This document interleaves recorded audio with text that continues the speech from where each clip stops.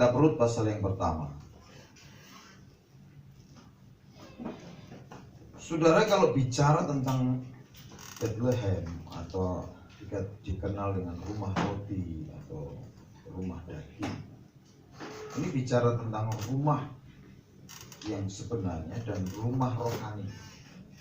Makanya saudara, kita akan lihat hal yang pertama dari rumah ini adalah poin pertama itu tersesat di rumahnya sendiri.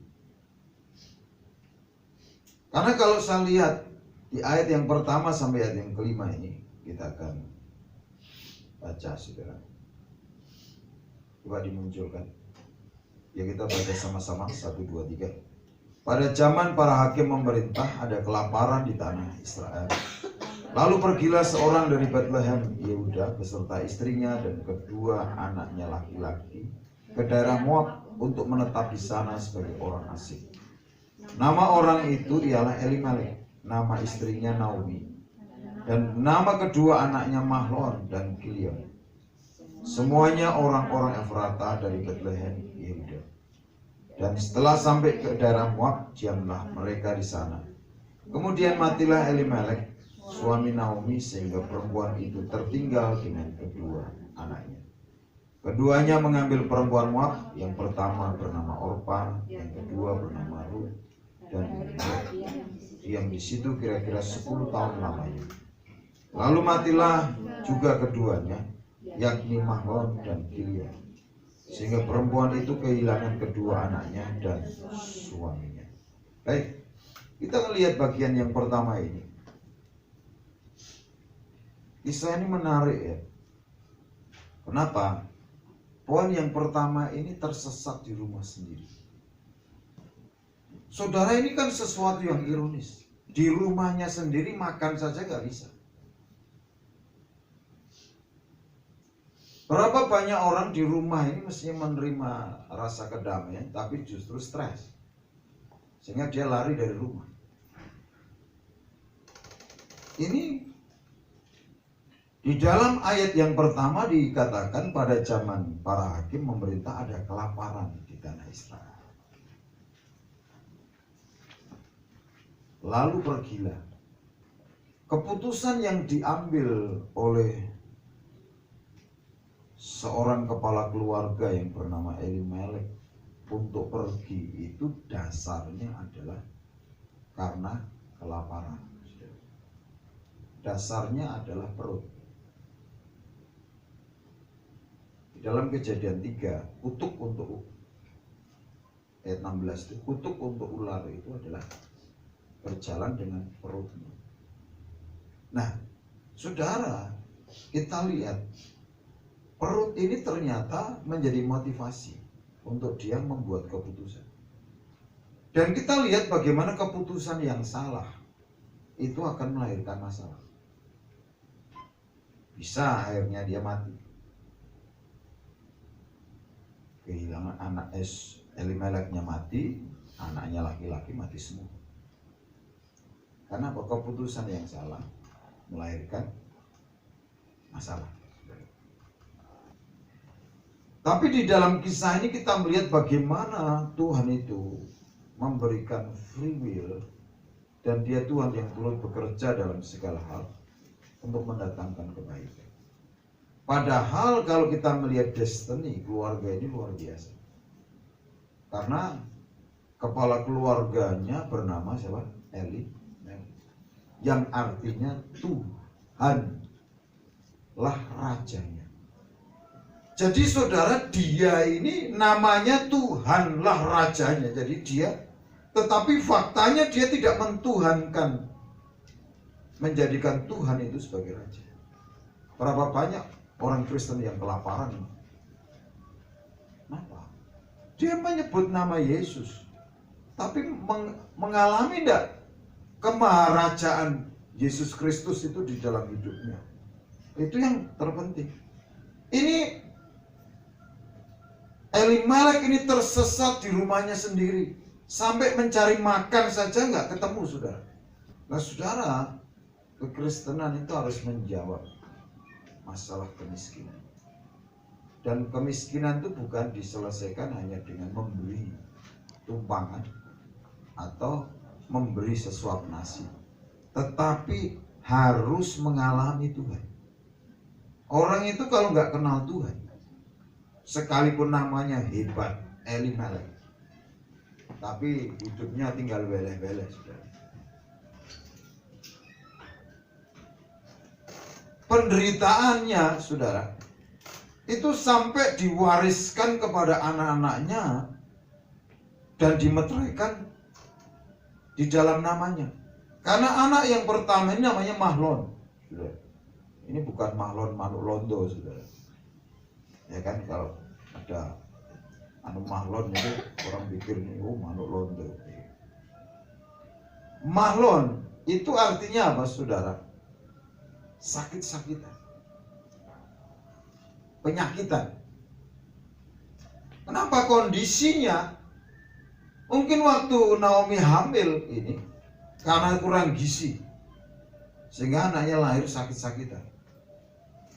Kecenderungannya apa? Ketabib, ya, sakit-sakitan. Makanya kan, saudara, banyak ketika anaknya ini sakit-sakitan, ini sebenarnya kan cukup untuk melatih imannya, untuk percaya. Latih iman. Mestinya cukup ketika Mahlon lahir ini dia belajar sesuatu. Bagaimana ketika anaknya sakit-sakitan itu menyelesaikan persoalan. Tapi ternyata begini, saudara. Kemiskinan itu bukan hanya merenggut perutnya, tetapi merenggut cara berpikirnya.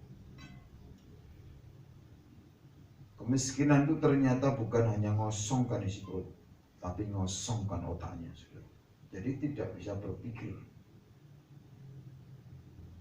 Nah, belum sibuknya belum selesai, lahirlah anak kedua yang namanya Gilead, yang artinya apa? Tertolak atau terbuang. Kenapa? Ini Naomi ngurusi anak pertama, lahir lagi anak kedua, makanya dia tertolak, terbuang. Nah, seringkali, saudara, orang-orang yang tertolak itu termanifestasi di dalam hidupnya itu iri hati. Susah lihat orang senang, senang lihat orang susah. Itu iri hati. Jadi karena apa? Tertolak, kelahirannya tidak diinginkan. Kenapa? Kakaknya itu sakit-sakitan, lahir anak kedua, makanya dikasih nama Mahlon, Gilead. Ya, tolak anaknya. Nah, makanya seringkali kita menemukan orang-orang sudah Kristen, ini keluarga Elimelek ini orang-orang Yahudi yang kenal Tuhan, sudah Kristen, tetapi ternyata hidupnya masih penuh iri hati, kecewa dengan kenapa? Akar persoalannya adalah sebelum dilahirkan atau pada waktu dilahirkan. Kelahiran yang tidak diingini oleh orang tua.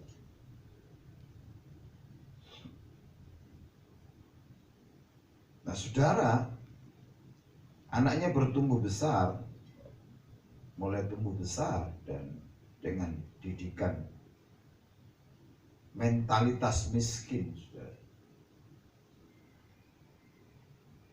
Dan akhirnya, saudara, Naomi tidak bisa tidak bisa berkata benar terhadap suaminya, sekalipun dia tahu bahwa keputusan itu salah.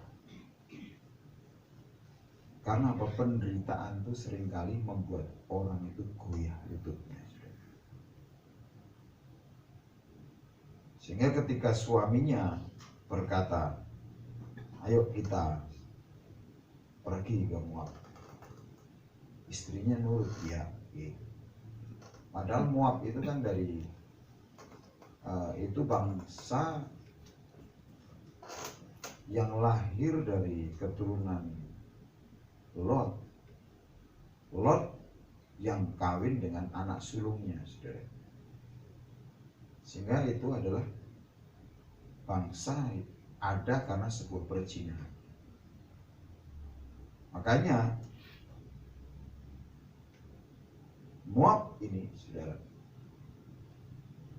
ini selalu menjadi duri dalam daging bagi orang Israel, menjadi musuh di dalam perjalanan Israel untuk masuk tanah perjanjian.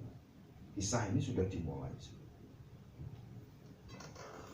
Nah, kita akan melihat bagian yang kedua ini, saudara. Bagian pertama ya, dampak yang poin yang kedua ini, dampak dari keputusan yang salah. Kita lihat ayat yang ketiga. Kemudian matilah Elimelek suami Naomi, sehingga perempuan itu tertinggal dengan kedua anaknya. Jadi dampak dari keputusan yang salah itu adalah masalah. Yang pertama, kepala keluarganya meninggal. Kedua anaknya, ya, sehingga perempuan itu tertinggal dengan kedua anaknya. Ayat 4, keduanya mengambil perempuan Moab. Yang pertama bernama Orpa, yang kedua bernama Ruth. Dan mereka diam di situ kira-kira 10 tahun lamanya. Ini menikah sebelum, ya, kira-kira sekian tahun. Dan saudara, ini cara berpikir orang miskin ini kemiskinan itu bukan bicara tentang berapa banyak propertinya. Kan di Indonesia itu kemiskinan itu kalau penghasilan kurang dari 2 juta itu sudah kategori miskin. Tapi sebenarnya ini spirit, saudara. Ini cara berpikir. Sehingga saudara, Naomi ini kan karena suaminya itu, ini orientasinya itu adalah motivasi membuat keputusan ini bicara tentang apa? Perutnya. Istrinya juga sama. Dia pun memilih menantu, itu juga sama. Dan kalau kita lihat latar belakang Ruth ini anaknya orang kaya. Naomi berpikir kita ini orang miskin, kalau kawin dengan orang kaya siapa tahu hidupnya akan lebih baik. Saudara, tidak jaminan. Itu karena mentalitas miskin. Makanya akhirnya bisa jadi saudara saking menderitanya mati. Kenapa? Kalau kedatang ke mertuanya malah dihina-hina, saudara. Mana mantunya miskin. Ya, saudara. Ini anak Raja Moab, saudara. Tapi bapaknya mati muda. Ruth ini. Maka tidak heran dia akhirnya ketika dia percaya Tuhan, dia dipercaya untuk melahirkan raja-raja. Karena memang dia anak raja. Kadang motivasi ini kan sebenarnya tersembunyi, saudara. Motivasinya ini awalnya memang Naomi pikir, udah kamu sama Naomi aja, sama Ruth aja. Ngomong anaknya, dia kan anaknya orang kaya, kamu gak susah lagi nikah. Dan itu banyak orang tua ini motifnya adalah mengawinkan anaknya karena supaya anaknya gak susah. Ya baik-baik saja. Nah ini kan motif, saudara. Ini motifnya. Sehingga apa yang diimpikan Ruth ini ternyata kandas juga. Sehingga impiannya pertama dia bisa memperbaiki hidupnya, kandas. Impian kedua yang yang dia dapatkan justru ayat kelima ini. Lalu matilah juga keduanya, yaitu Mahlon dan Kilion, sehingga perempuan itu kehilangan kedua anaknya dan suaminya. Ruth ingin dia ngalami perbaikan ekonomi dengan menikahkan Naomi, anaknya dengan Ruth, dengan orang Moab, supaya bisa mereka diterima di Moab, mereka kehidupannya lebih baik karena punya besan yang terhormat di Moab. Tapi ternyata impian itu kandas. Dan keputusan yang salah itu dimulai dari rumah. Makanya kalau orang itu tersesat di rumahnya, mau kemana saja itu akan tersesat. Di rumahnya sendiri saja tersesat, mau di rumah orang tambah tersesat. Kadang-kadang orang berpikir ketika masalah belum selesai di rumah rohani sini, dia berpikir temukan masalah selesai. Oh tidak, saya ngomong, tidak akan selesai. Oh, di rumah sendiri saja tersesat, apalagi di rumah orang lain. Oh, di gereja yang saya tuh ngajari lewat som, lewat ini, terus saja tersesat, apalagi. Karena rumah ini bicara rumah rohani. Dan saudara cari di Alkitab mujizat itu ketika orang menemukan rohani, rumah rohani. Ketika ketemu Tuhan. Nah, sering kali kan orang itu motifnya salah, akhirnya bangkrut. Poin yang kedua, saudara, ini homesick. Sekian lama, saudara, Naomi ini merantau. Dia kehilangan semuanya, kehilangan suaminya, kehilangan kedua anaknya. Kemudian ada berita ini, mungkin WA dari temannya. Di ayat yang ke-6 ini dikatakan begini, kemudian berkemaslah ia dengan kedua menantunya, dan ia pulang dari daerah Moab. Sebab di daerah Moab ia mendengar bahwa Tuhan telah memperhatikan umatnya dan memberikan makanan pada mereka. Tuhan itu selalu menggunakan cara yang sama. Di mana dia jatuh, di mana dia harus berdiri. Di pintu mana dia keluar, di pintu itu dia diundang untuk pulang.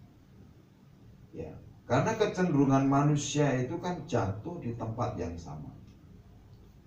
Petrus itu lari nggak jauh-jauh ya ke kolam ke danau. Tuhan cari ketemu di situ. Supaya apa? Sambil mengingatkan tentang ini loh keputusan masa lalumu.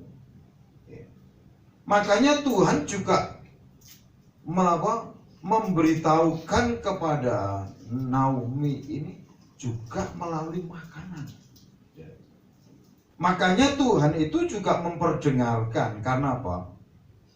Elimelek dan Naomi itu keluar karena nggak bisa makan. Maka dipanggil dengan cara apa? Ini ada makanan. Makanya Tuhan itu tahu sekali caranya membangkitkan homesick, kerinduan akan rumah kepada siapa ini?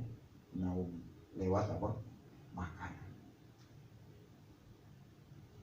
Jadi sampai akhirnya Naomi homesick, rindu kampung halaman. Saudara, ada banyak orang rindu kembali ke rumah rohani, tapi penghalangnya kan gengsi. Karena apa? Di rumahnya ini adalah pengalaman pahit, getir, kecewa. Naomi itu punya pengalaman pahit di rumahnya. Kenapa? Cari makanan saja tidak ketemu, saudara. Ini sebuah penderitaan. Di rumahnya mungkin dia pernah dipukul suaminya. Karena apa? Nggak masak. Ditanya, lagi masak? Mah, iya. Ternyata suaminya lapar. Loh, mana nggak matang-matang? Yang direbus adalah batu. Nah ini pengalaman buruk itu ada di rumah. Makanya kalau orang itu trauma dengan rumahnya, tidak bisa menciptakan rumah itu sebagai surganya, saudara, maka dia akan tersesat di rumah itu. Nah, kita lihat di sini setelah Naomi ini, kita lihat Naomi ini, saudara, dia menghancurkan egonya. Itu anugerah, orang bisa rendah hati. Sama seperti dalam kasus pemulihan kesembuhan itu kan banyak kasus itu wanita. Perempuan yang sakit pendarahan 12 tahun itu mau merangkak itu wanita. Kalau pria nggak mungkin bisa merangkak, berani merangkak. Itu sebuah kisah kerendahan hati seorang perempuan. Sehingga sakit pendarahan 12 tahun itu bukan sesuatu yang susah untuk mengalami kesembuhan, karena kerendahan hati. Dan kita lihat, saudara, ayat 8, berkatalah Naomi kepada kedua menantunya itu, Pergilah, pulangnya lah masing-masing ke rumah ibunya. Ke rumah ibumu maksudnya. Tuhan kiranya menunjukkan kasih-Nya kepadamu seperti yang kamu tunjukkan kepada orang-orang yang telah mati itu dan kepadamu. Jadi Naomi tahu bahwa dua menantunya ini, dia itu setia terhadap suaminya, anak-anaknya, Kilion dan Mahlon. Sama seperti dia kepada Elimelek. Dan saudara, di dalam sejarah Israel itu dia tertulis di Alkitab, itu Orpa itu akhirnya menikah lagi, melahirkan dengan orang-orang Moab, melahirkan anak-anak raksasa-raksasa yang akhirnya jadi musuhnya Daud. Lihat, itu termasuk keturunannya si Orpa itu. Ini keturunan Orpa dan keturunan Rut berhadapan di medan perang. Kan kisah itu menarik, saudara. Karena keputusan itu menentukan siapakah dia. Dalam rentang waktu itu akan teruji. Makanya peristiwa perangnya Daud dengan Goliat itu sebenarnya keturunannya Rut dengan keturunannya Orpa. Dan kita lihat Rut ini bukti bahwa Naomi itu berhasil menanamkan nilai. Kalau orang itu bisa menanamkan nilai, itulah berhasil. Karena Rut ini ternyata akhirnya punya prinsip tentang kesetiaan. Sehingga Rut itu membuat pilihan ikut Naomi. Bukan karena lihat Naomi itu secara lahiriah. Karena kalau dilihat secara lahiriah, sudah tidak ada harapan nih. Karena kalau kita lihat di ayat yang ke-14 ya. Menangis pula mereka dengan suara keras, lalu Orpa mencium mertuanya dan minta diri, tetapi Rut tetap berpaut padanya. Berkatalah Naomi, telah pulang iparmu kepada bangsanya dan kepada para allahnya. Pulanglah mengikuti iparmu itu. Jadi saudara, Rut itu kenapa nggak mau pulang? Dia pasti akan kembali kepada cara berpikirnya yang lama, keyakinannya yang lama. Sama seperti Orpa itu kembali kepada para allahnya. Nah, berapa banyak orang itu mentalnya seperti Orpa. Yang penting kawinlah, ganti keyakinan ya tidak apa-apa daripada ngikut susah, gitu kan? Nah ini kan banyak, sudah. Ini kan masalah nilai, sudah. Nilai di dalam hidup. Tapi Tuhan itu Tuhan, sudah. Ya, makanya kadang-kadang Tuhan mengizinkan, karena Tuhan itu kan ngasih free will, mengizinkan orang itu membuat keputusan yang salah. Tapi di ujungnya justru akan jadi baik. Dan kita lihat tentang komitmen, kesetiaan. Rut ini. Pengenalan akan Tuhan itu diwujudkan nilainya itu kesetiaan. Maka kita lihat ya saudara. Apa kata Rut di ayat 16 ini? Jangan desak aku meninggalkan engkau dan pulang dengan tidak mengikuti engkau. Sebab kemana engkau pergi, ke situ jugalah aku pergi. Dan di mana engkau bermalam, di situ jugalah aku bermalam. Bangsamulah bangsaku dan Allahmulah Allah. Berarti kalau dia meninggalkan Naomi, dia ini masalah keyakinan. Dia akan kembali ke kepercayaannya. Di mana engkau mati, aku pun mati di sana, dan di sanalah aku dikuburkan. Beginilah kiranya Tuhan menghukum aku, bahkan lebih lagi daripada itu, jika sesuatu apapun memisahkan aku dari engkau, selain daripada maut. Jadi kesetiaan itu pertaruhan adalah nyawanya. Dia ngomong, yang bisa memisahkan kita hanya kematian. Dan karena melihat Rut itu bersikeras untuk ikut, maka jalan bersama. Karena saudara, di dalam Alkitab itu dituliskan bagaimana mungkin orang bisa berjalan bersama kalau tidak sepakat. Masih pisah di tengah jalan karena nggak ada kesepakatan, nggak ada perjanjian. Makanya di ayat 19 dikatakan, dan berjalanlah keduanya sampai mereka tiba di Betlehem. Dia kembali ke rumah. Naomi itu homesick, rindu rumah.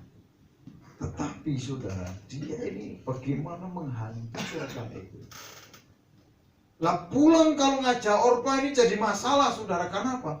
Ini menantu yang satu tuh memang tidak submit. Kan masalah jadi masalah. Wah, aku ikut mau pulang mau tukang nggak ada apa-apanya. Apa yang diharapkan dari Naomi? Dia rumah sudah nggak punya. Dia hanya warisan suaminya tanah yang ditinggalkan bekas rumah. Waktu itu yang belum terjual. Makanya di dalam pasal 2 itu akhirnya apa? Pasal 3 dia mau jual tanahnya kepada sanaknya. Dan menurut tradisi Israel, orang yang membeli tanahnya, ya, tanahnya siapa itu? Elimelek, harus menikahi, harus menebus istrinya, begitu, menebus. Nah, sementara yang punya hak itu sudah punya istri. Makanya dari penebusnya itu bilang, Boaz, Catum, Boaz, karena kamu jomblo sudah tua, kesempatan dapat janda. Ini Boaz ini jomblo sudah usia loh, saudara. Sehingga akhirnya apa, saudara? Makanya di dalam pasal 2 itu tahu bahwa Boaz ini orang kaya tapi belum menemukan istri. Loh, kalau janda dapat bujang yang kaya begitu kan, wah, banyak yang mau. Dan kita lihat ini sebenarnya upah orang benar. Upah orang benar. Saya berkata Rut ini orang benar. Kenapa?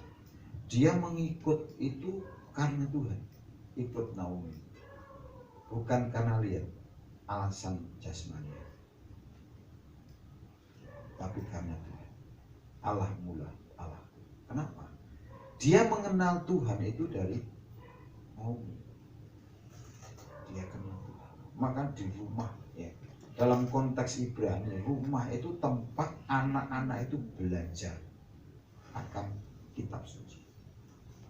Tapi kan tidak banyak orang tua yang mengajarkan kitab suci di rumah. Tapi ini Naomi ini jadi berkat buat menantu Rut. Sampai Rut ini menantunya itu komitmen alam. Dia tidak mau penginjilan itu adalah perubahan hidup. Bagaimana berespon benar di saat suka, di saat menderita itu berespon benar, di saat kesulitan itu tidak kebingungan. Dia tetap tenang, dia tetap teguh. Dan nilai ini ternyata tertanya. Kita lihat, saudara, ketika mereka memasuki Betlehem, seluruh kota gempar. Karena apa? Naomi dan Elimelek ini kan orang Yehuda, jadi cukup dikenal. Dan dia tahu, mereka pada tahu bagaimana mereka membuat keputusan pergi dalam situasi waktu susah. Tetapi mereka ini dia pikir pulang itu dengan apa? Dengan tangan penuh, tapi pulang dengan tangan kosong. Gagal. Jadi mau pulang itu apa yang dibanggakan? Saat ini dilematis, satu sisi dia homesick, satu sisi ini dia malu, takut, bercampur sudah. Tapi kerendahan hati ini ternyata apa? Dampaknya luar biasa. Sampai tetangga kiri kanan teman-teman SMA-nya ini ya berkata apa? Naomi kah itu?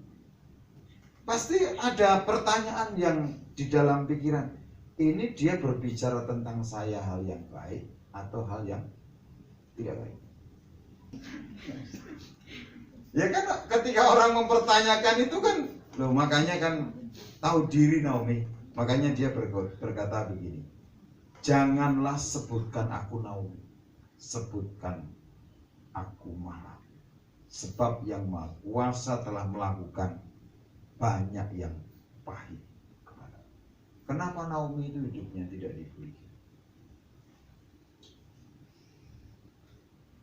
Karena dia ini pahit hatinya kepada Tuhan.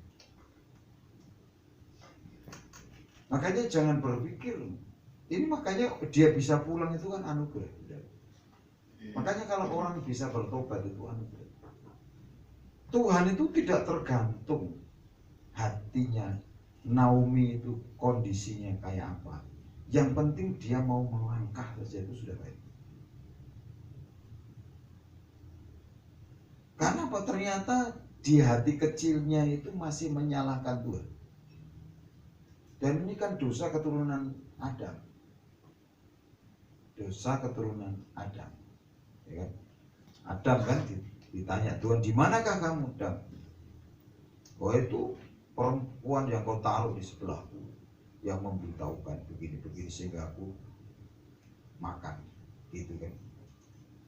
Ini selalu ada. Saudara, ternyata Naomi ini masih menyimpan kepahitannya sama Tuhan. Karena menganggap semua bencana itu datangnya dari Tuhan. Suamiku mati itu karena Tuhan, anakku mati karena Tuhan. Aku hari ini pulang kosong jadi kayak begini karena Tuhan. Selama kesalahpahaman itu belum selesai, makanya Tuhan itu kan sabar. Menanti menemukan seorang yang berespon benar. Saudara, kalau Tuhan itu kan menemukan tempat ya untuk apa? Untuk mempercayakan sebuah tanggung jawab, sebuah kepercayaan itu butuh orang. Karena kalau saya lihat, saya tadi siang itu baru mikir, loh, sejak penciptaan manusia itu sudah dilibat. Makanya kenapa binatang itu nurut sama manusia? Karena pertama kali yang memberi nama manusia. Tuhan kan membentuk gajah. Wah, dia bawa apa? Tanah berton-ton dibentuk kemudian dicekatkan manusia. Apakah ini yang sepadan? Bukan. Terus Andi kasih nama gajah. Itu. Terus lagi itu terlibat di dalam penciptaan. Dalam memberi nama itu semua manusia. Gajah, monyet. Itu. Jadi makanya kan hewan itu nurut sama manusia. Saudara, kita lihat Tuhan mencari orang yang bisa kerjasama. Makanya di sini kita lihat dari perempuan yang bernama Ruth ini, Tuhan menemukan hati yang siap diajak kerjasama untuk memulihkan kehormatan Elimelek. Karena apa, saudara? Dalam kisah ini kan jadinya good ending. Ya, tadi sudah saya ceritakan sebelum Ruth menjadi istri Boaz. Yang seharusnya menjadi penebusnya, dia sudah punya istri. Jadi tidak bisa istri kedua, istri ketiga, istri keempat. Makanya dia dikasih kesempatan Boaz. Kalau kamu membeli tanahnya, berarti harus menikahi keturunannya. Makanya ya tidak bisa penebusnya menikahi Ruth, akhirnya Boaz. Dan memang Naomi ini ya ketika tahu bahwa Ruth ini di kebun di ladangnya Boaz, sudah kamu di situ itu sama. Tapi kan itu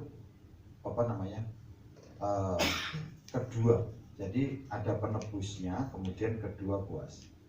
Kenapa jatuh di Boaz? Karena yang penebusnya itu sudah punya istri. Jadi kalau membeli tanahnya Naomi, ini tanahnya Elimelek suaminya, kamu harus menikahi anaknya. Begitu, itu tradisi orang Israel. Sehinggalah mereka menikah. Ruth akhirnya menikah dengan Boaz, dan di dalam pasal yang keberapa 4 ini kita lihat bagian yang terakhir.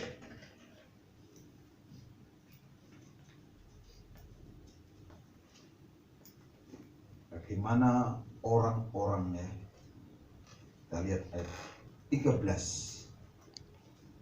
Lalu Boaz mengambil Ruth dan perempuan itu menjadi istrinya, dan dihampirinya dia. Maka atas karunia Tuhan perempuan itu mengandung lalu melahirkan seorang anak laki-laki. Sebab itu perempuan-perempuan berkata kepada Naomi, terpujilah Tuhan yang telah rela menolong engkau pada hari ini dengan seorang penebus. Termasyurlah kiranya nama anak itu di Israel. Dan dialah yang akan menyegarkan jiwamu dan memelihara engkau pada waktu rambutmu telah putih. Sebab menantumu yang mengasihi engkau telah melahirkan perempuan yang lebih berharga bagimu dari 7 anak laki-laki. Dan Naomi mengambil anak itu serta meletakkannya pada pangkuannya, dan dialah yang mengasuhnya. Dan tetangga-tetangga perempuan memberi nama kepada anak itu. Katanya, pada Naomi telah lahir seorang anak laki-laki. Lalu mereka menyebutkan namanya Obed. Dialah ayah Isai, ayah Daud. Nah ini sudah. Jadi saudara, Tuhan memunculkan tunas keturunan Naomi dari menantunya Ruth. Dan itu makanya dia tidak keluar dari suku Yehuda, karena akhirnya menikahnya Ruth itu dengan siapa? Boaz. Anaknya namanya Obed. Obed itu artinya apa?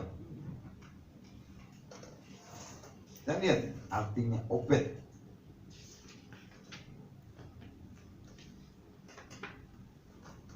Obed ini saudara artinya menyembah.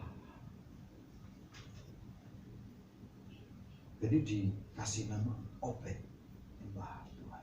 Ini kalau nggak Tuhan, Tuhan ini kan sudah kehilangan 2 generasi. Ya, Elimelek kemudian Kilian Mahlon. Tapi Tuhan itu bisa mencangkokkan, memunculkan generasi yang memulihkan nama Elimelek melalui menantu yang menikah dengan sananya. Dan dari buat Tuhan itu tidak kebetulan. Kalau dicari-cari Boaz itu kan susah sudah. Tapi Tuhan itu turut bekerja dalam segala hal untuk mendatangkan kebaikan. Amin. Maka saudara kita ini, saya percaya banyak saudara ini buat keputusan yang salah. Tapi ketika kembali kepada Tuhan, Tuhan itu akan memulihkan kembali. Tuhan itu tidak tergantung berapa banyak kegagalan kita, kesalahan kita. Tuhan hanya mau orang itu kembali. Makanya saudara, Tuhan menghargai setiap jerih lelah Naomi. Dia mungkin belum, kalau karena Naomi bukan. Tuhan tuh rencananya itu karena dia sendiri. Dia itu punya rencana yang besar buat keluarga itu. Namanya saja Elimelek. Dia rindu menjadi raja bagi keluarga itu. Tetapi keluarga itu memilih jalan yang salah. Tapi Tuhan itu tidak pernah kehilangan kesabaran. Dia menunggu, dia menanti sampai waktunya tiba. Dan kita lihat dari Rut ini lahirlah Daud dan lahirkan raja-raja. Karena Rut ini, saudara, itu bapaknya adalah raja. Makanya saudara dikasih Tuhan, mari kita belajar. Bagaimanapun situasi apapun, kita harus tetap percaya Tuhan yang turut bekerja. Mari kita bangkit berdiri, kita berdoa. Mungkin saudara banyak mengalami yang namanya keputusan-keputusan yang salah. Tapi hari ini saudara,